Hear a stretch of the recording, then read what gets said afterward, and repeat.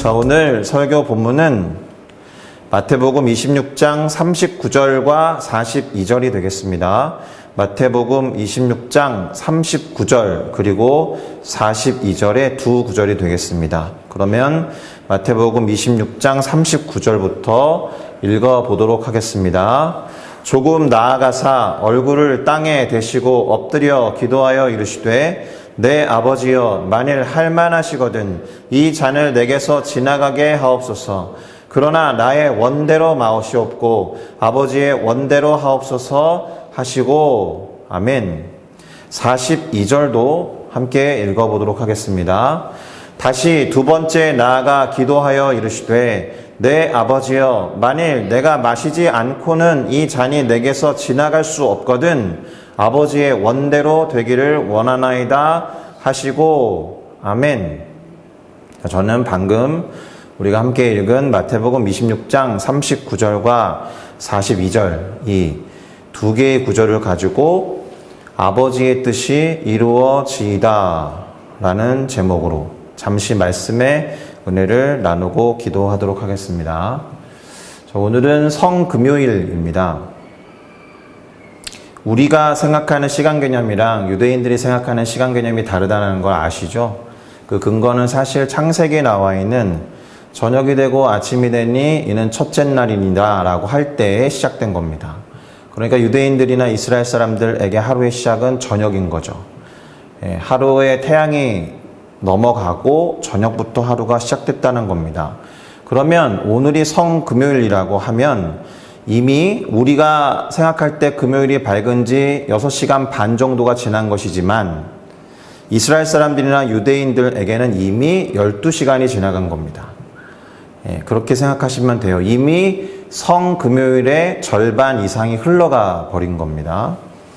그리고 우리 생각에 지금 금요일 새벽이니까 예수님 당시로 돌아가면 예수님이 제자들과 성만찬도 하지 않으시고 아직 주무실 것 같지만 사실 그렇지 않다라는 거죠.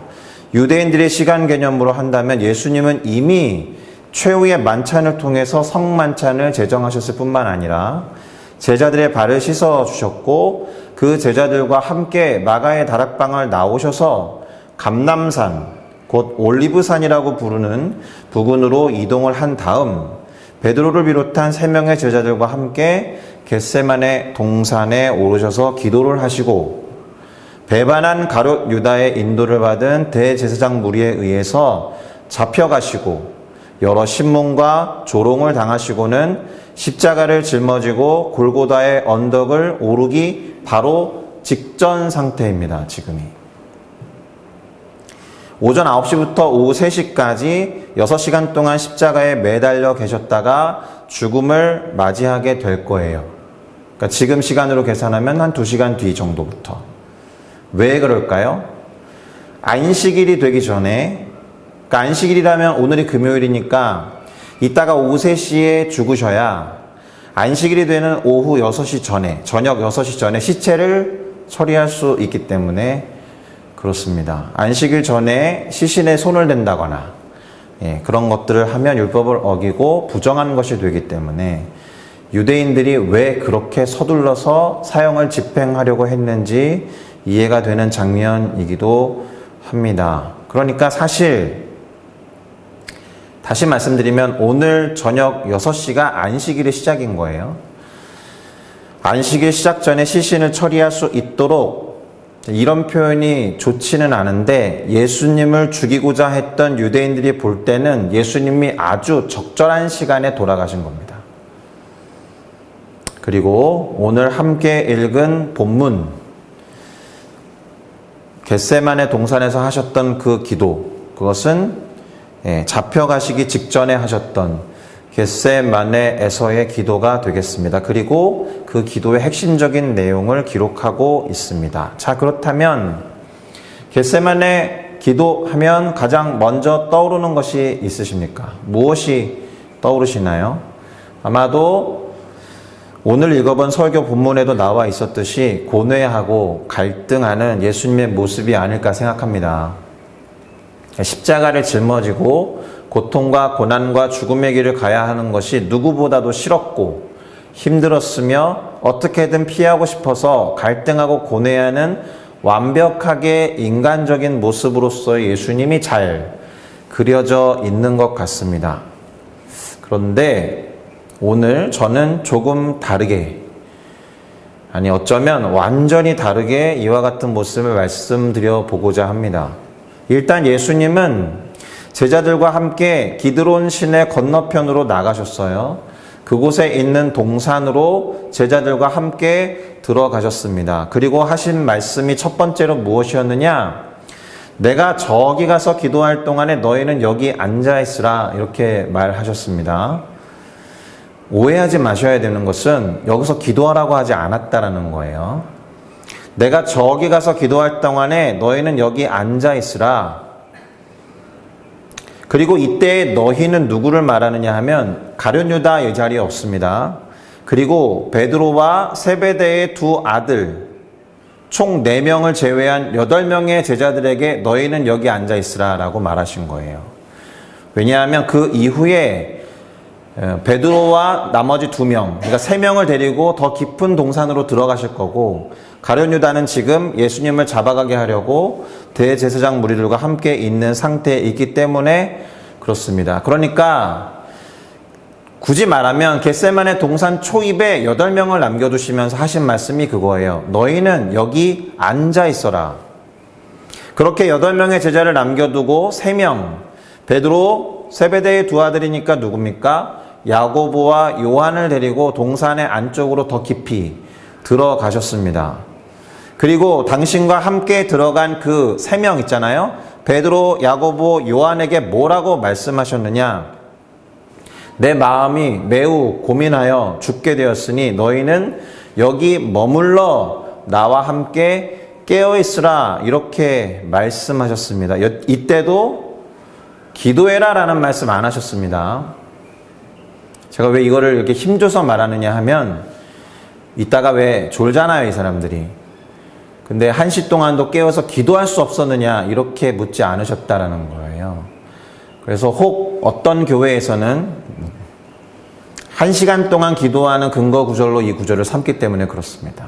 그렇게는, 이 성경 구절로는 그렇게 근거를 삼을 수는 사실 없습니다. 자, 우선 이때 너희는 말씀드렸듯이 베드로, 야고보, 요한을 말합니다. 조금 더 깊이 함께 들어온 제자 3명에게는 동산 바깥쪽에 남겨두었던 8명의 제자들보다 한 가지 명령을 더 주셨죠. 뭡니까? 나와 함께 깨어 있으라. 다시 정리합니다. 이 3명, 베드로, 야고보, 요한, 그리고 예수님을 팔러 갔던 가룟 유다를 제외한 8명에게는 여기 앉아 있으라 라고 명령하셨고, 베드로와 야고보와 요한에게는 여기 머물러 있으면 물론 나와 함께 깨어 있으라, 이렇게 말씀하셨다라는 것을 유념하셔야 합니다. 일단 예수님이 제자들 모두에게 원하셨던 건 공간적으로는 당신을 떠나지 않는 것에 있었다라는 거예요. 머물러 있어라. 여기 앉아 있어라. 왜요? 모두가 당신을 떠나서 도망갈 걸 아셨기 때문이 아니었을까, 이런 생각이 듭니다. 그리고 베드로와 야고보와 요한에게는 공간뿐만이 아니라 시간적으로도 함께 있기를 원하셨던 것 같아요. 너무 고민이 크고 죽게 될 정도가 됐으니 같이 이 고난에 동참했으면 좋겠다, 이런 의미였을 것 같습니다. 그리고는 이제 아버지 하나님께 기도하러 가십니다. 그 기도의 시작이 무엇이었습니까? 내 아버지여 만일 할만하시거든, 내 아버지여 만일 할만하시거든, 할 수만 있으시다면, 이 구절이 생각나는 어떤 장면이 있어야 합니다. 언젠가 예수님에게 귀신이 들려서 거품을 흘리고 있는 아들을 데리고 왔던 한 사람이 있습니다. 이 사람이 뭐라 그랬느냐? 무엇을 하실 수 있거든 우리를 불쌍히 여기소서, 도와주시옵소서라고 했을 때 예수님이 뭐라고 하셨습니까? 할 수 있거든이 무슨 말이냐? 믿는 자에게는 능히 하지 못할 일이 없느니라 라고 하셨던 그 말씀이랑 거의 일치하는 표현이에요. 예수님이 그러면 믿음이 없으셔서 아버지 하나님이 하실 수 있다면이라고 할 만큼 믿음이 없던 분은 아니잖아요. 그러니까 똑같은 말씀을 하셨지만 출발점이 다르다라는 거예요. 아마도 아버지 하나님을 향해서 만약 하실 수 있다면 이렇게 말씀하시면서 기도를 시작하셨지만 믿음이 없었던 것이 아니라 뭔가를 알고서 한 기도라는 거예요. 아마도 아버지 하나님이 그렇게 안 하실 거다라는 것을 아시면서 이렇게 기도했다라는 겁니다. 믿음이 없어서가 아니라 오히려 당신이 괴로워하고 고뇌하며 갈등하는 것을 아버지 하나님이 들어주지 않으실 것을 알고 기도한 거예요. 자, 그럼 그것이 무엇이었습니까? 이 잔을 내게서 지나가게 하옵소서. 그런데 우리가 주목해야 하는 건 그 다음에 기도잖아요. 무엇입니까? 나의 원대로 마시옵고 아버지의 원대로 하옵소서. 이렇게 한국어 성경은 번역해놨어요. 사실 이때의 번역은 사실은 동사에 초점을 두셔야 됩니다. 내가 하고자 하는 대로가 아니라 아버지가 하고자 하는 대로 하시옵소서. 저 때의 will은 동사로 쓰였기 때문에 의지나 소원이나 뜻으로 해석할 수 있는 명사가 아니고 이 단어를 동사로 사용하고 있다는 것을 일단 주목하셔야 됩니다. 제가 왜 동사냐 명사냐를 따지느냐 하면 두 번째 기도에서 달라지기 때문에 그래요. 이따가 말씀드리겠습니다.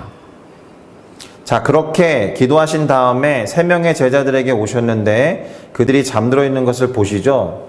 그래서 하신 말씀이 뭡니까? 너희가 나와 함께 1시간도 이렇게 깨어 있을 수 없더냐? 왜요? 아까 뭐라고 하고 가셨어요? 너희는 여기 머물라. 그리고 나와 함께 깨어 있으라 라고 명하셨는데 1시간도 이렇게 깨어 있을 수 없더냐? 라고 말씀하실 만큼 이 친구들이 잤던 거죠. 그러니까 첫 번째 명령에 순종한 게 맞아요. 이 자리에 머물러 있었던 거죠. 비록 자고 있었지만. 그러나 두 번째 명령, 깨어 있었으면 좋겠다라는 것은 순종하지 못했습니다. 실제로 1시간도 라고 할 때 for an hour예요. 그래서 아까 말씀드렸듯이 1시간 이상의 기도 운동을 하자라고 하시는 분들이 사실은 이 구절을 가지고 그렇게 이야기하지만, 물론 깨어있는 것도 영적인 의미에서 기도하는 것이 될 수 있으니까 충분히 근거가 될 수 있는 구절이 맞지만 문자적으로 보면 그런 의미는 아니었다라는 겁니다. 어쨌든 오히려 이렇게 생각하셔야 돼요. 1시간 동안 예수님이 그 첫 번째 기도를 하고 오신 거죠. 하실 수만 있다면 이 잔을 내게서 옮겨주십시오. 그러나 내가 원하는 대로 하지 마시고 아버지께서 원하시는 대로 하십시오.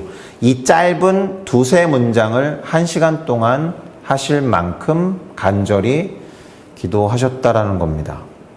그만큼 고뇌와 간절함이 컸다라는 뜻이 되는 겁니다.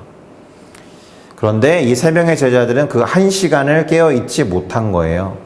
기도하라고 하신 것도 아닌데 그냥 깨어있으라고 하는 거였는데, 근데 한편으로 생각해보면 제자들이 깨어있지 못한 것이 이해가 되기는 합니다. 왜일까요? 그 전까지 그들의 일정을 보면 그래요. 저녁 때에 6월절 만찬을 했습니다. 세족식도 했고요. 그리고 마가의 다락방을 나와서 제법 많이 걸어왔습니다. 그리고 동산이라고는 해도 어쨌든 산을 올랐죠. 시간은 이미 밤이 깊었죠. 졸린 거 맞습니다. 이해는 되지만 어쨌든 예수님과 함께 1시간 동안도 깨어 있지는 못했다. 자, 예수님은 다시 그렇게 말씀하시고 두 번째로 기도하러 가십니다. 그러면 두 번째로 기도하실 때 첫 번째 기도와 똑같이 기도하셨을까요? 제가 이렇게 묻는 거는 똑같이 기도하지 않았다라는 겁니다. 미묘하지만 매우 다르게 기도하셨어요. 바로 이 부분이 오늘 대단히 중요합니다. 뭐라고 기도하셨느냐? 내 아버지여, 만일 내가 마시지 않고는 이 잔이 내게서 지나갈 수 없거든. 무슨 말입니까? 만일 내가 이 잔을 마시지 않고는 이 잔이 내게서 지나가는 것이 불가능하거든. 이 잔을 제가 반드시 마셔야 한다면, 이런 말이잖아요. 이 잔을 제가 반드시 마셔야 한다면, 가능하면 이걸 옮겨주십시오. 이런 기도가 아니잖아요. 그쵸? 제가 이 잔을 반드시 마셔야 한다면 피할 수 없으니까 마시게 해주십시오. 이런 기도가 아니라 뭐라고 하셨느냐? 아버지의 원대로 되기를 원하나이다. 제가 이 잔을 마시는 것을 피할 수 없다면 마실 테니 아버지의 원대로 되게 하여 주옵소서. 영어 성경이 중요합니다. Your will be done. 당신의 뜻이 성취되게 하시옵소서. 이렇게 번역해야 됩니다. 이때의 will은 명사니까 당신의 뜻, 당신의 의지, 당신의 섭리와 계획, 당신의 의도 이렇게 번역하는 게 맞아요. 당신의 뜻이 이루어지기를 원합니다. 이 잔을 마시지 않고 지나갈 수 없다면 마시게 하시옵소서라는 기도가 아니라 오히려 제가 마실 테니, 제가 십자가를 짊어질 테니, 제가 십자가에서 죽을 테니 그토록 원하셨던 당신의 뜻이 이루어지게 하십시오. 이렇게 기도했다라는 거예요. 자, 그런데 우리는 이 문장을 매주 말해요. 아니요. 어쩌면 더 자주 말하고 있는지도 모릅니다. 언제 말합니까? 주님이 가르쳐 주신 기도를 고백할 때 말해요. 뜻이 하늘에서 이루어진 것 같이 땅에서도 이루어지이다. 영어 성경이 어떻게 표현해요? Your kingdom come, your will be done. 그러니까 예수님이 겟세마네 동산에서 하신 두 번째 기도가 겨우 이 잔을 마실 수 있게 해주세요. 이 차원의 기도가 아니었다라는 거예요.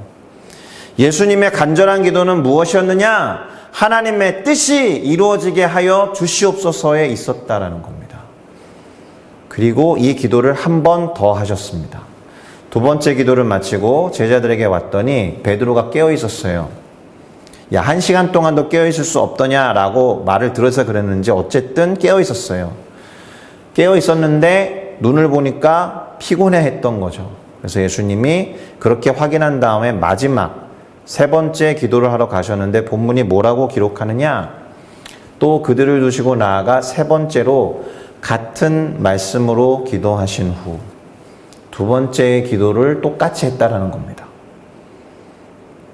아버지의 뜻이 이루어지게 하옵소서. 이렇게 Your will be done 이라고 기도를 더 간절히 하셨다라는 겁니다. 주기도문에 보면 그대로 나와 있습니다. 한번 볼까요? 하늘에 계신 우리 아버지여, 이름이 거룩히 여김을 받으시오며 나라가 임하시오며 뜻이 하늘에서 이루어진 것 같이 하나님의 뜻이 이루어지이다. 여기에 있다라는 겁니다.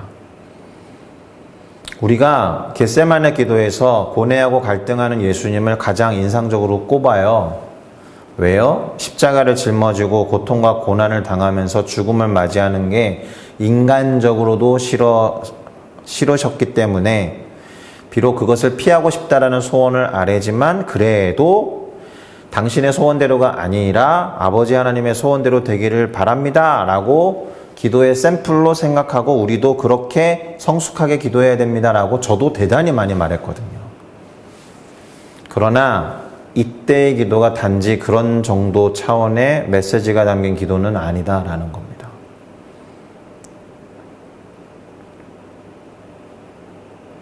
오히려 예수님이 그렇게 간절히 고뇌하고 갈등하며 기도하신 이유와 목적이 하나님 아버지의 뜻에 있었다. 온 인류를 구원하는 하나님 아버지의 뜻과 계획과 섭리와 의도가 이루어지기를 그 누구보다도 간절히 바라고 원하셨기 때문에 고뇌하고 힘들어 하시면서 기도하셨다. 단지 제가 원하는 것은 이거니까 이거 되게 해주세요. 그런데 이거 되는 것이 하나님 뜻이 아니면 하지 말아주세요. 이런 기도가 아니다라는 거예요. 처음부터 예수님의 기도는 내가 원하는 것 때문에 고민하고 갈등했던 기도가 아니라 아버지 하나님이 원하시는 것 때문에 고민하고 갈등했던 기도라는 점을 기억하시기 바랍니다. 할렐루야. 제가 이 잔을 마시면서까지 아버지께서 원하셨던 그 뜻이 이루어지게 하시옵소서. 이런 기도였다라는 겁니다. 하나님 아버지께서 원하시는 바가 무엇인지를 가장 잘 알고 있었던 아들 예수, 하나님과 동일 본체여서 그 일을 도저히 모를 수 없는 그 예수, 내가 이 잔을 마시면서까지, 내가 십자가를 짊어지면서까지, 내가 십자가에서 죽음을 맞이할 때까지 감당할 테니 이 잔을 마실 테니 기꺼이 하나님의 뜻이 이루어지게 하시옵소서. 이 기도 때문에 마태복음에는 그렇게 기록되어 있지 않았지만 예수님의 땀이 피처럼 변할 정도로 간절히 기도하셨다라는 겁니다. 할렐루야. 그런 마음으로 하나님의 뜻을 놓고 기도하는 우리 모두가 됐으면 좋겠습니다. 제가 원하는 기도는 이건데 이거 들어주시면 좋겠는데 이것이 주님 뜻이 아니면 안 그래도 괜찮아요 라는 차원의 기도가 아니었다. 처음부터 하나님의 뜻이 이루어지기를 바라는 기도였다. Your will be done 이었다. 그런 마음으로 기도를 했으면 좋겠습니다. 다 같이 기도하시겠습니다.